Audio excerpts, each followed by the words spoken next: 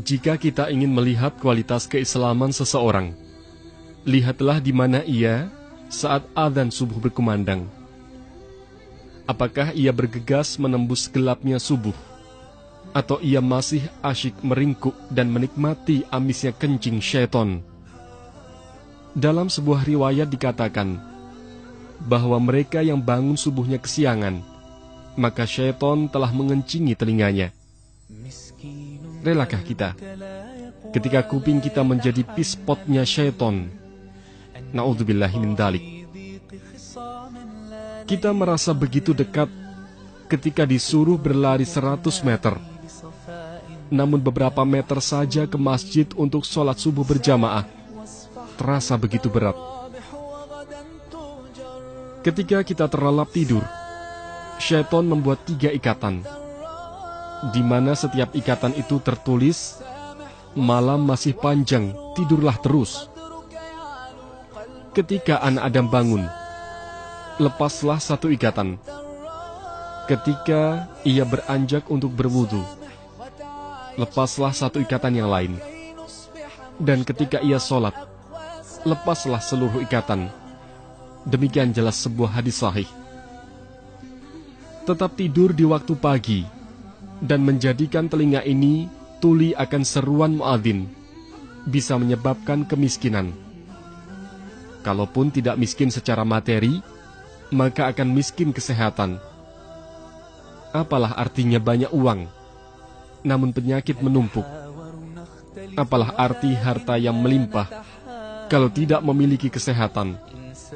Dikatakan dalam sebuah riwayat, tidur di pagi hari mewariskan kemiskinan. Riwayat ini segaris lurus dengan sebuah penelitian bahwa tidur di pagi hari dapat menyebabkan penyakit diabetes. Bahkan Nabi Shallallahu Alaihi Wasallam pernah membangunkan Aisyah yang ketika itu sedang tidur di waktu pagi, seraya berkata, "Bangunlah dan saksikanlah, sesungguhnya Allah membagikan rezekinya di pagi hari." Subuh berjamaah menjadi ukuran keimanan seorang muslim, karena ia merupakan sholat yang berat bagi mereka yang masih ada nifak di dalam hatinya. Nabi Shallallahu Alaihi Wasallam bersabda, "Inna afqala salatin 'alal munafiqina salatul isya'i wa salatul fajri, walau ya'lamuna ma fihima la'atauhuma walau habwa."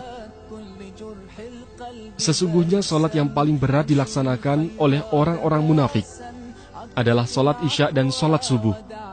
Sekiranya mereka mengetahui keutamaan keduanya, niscaya mereka akan mendatanginya, sekalipun dengan merangkak.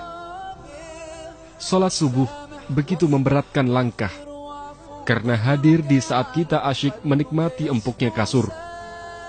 Sedangkan salat isya, karena waktunya panjang, sehingga kebanyakan kita sering menunda-nundanya.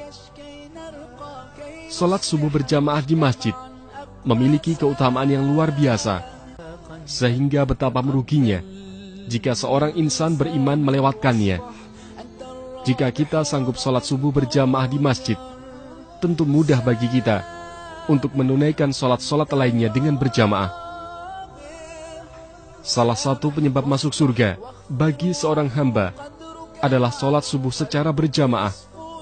Rasulullah Shallallahu Alaihi Wasallam bersabda, "Man shallal bardaini dakhalal jannah." Barang siapa yang mengerjakan salat bardain, yaitu salat subuh dan asar, maka dia akan masuk surga.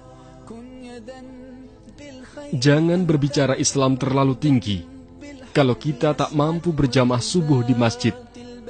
Jangan berharap masuk surga kalau salat subuh kita masih kesiangan. Mari kita buat hari kita ceria dengan mengawali bangun pagi. Mari memburu surga dengan memburu keutamaan subuh. سامح أنت الرابع سامح واصفح واغفر واعفو قدرك يعلو قلبك يصفو سامح أنت الرابع سامح وتعايش كي نرقى كي نصبح مجتمعا أقوى. سامح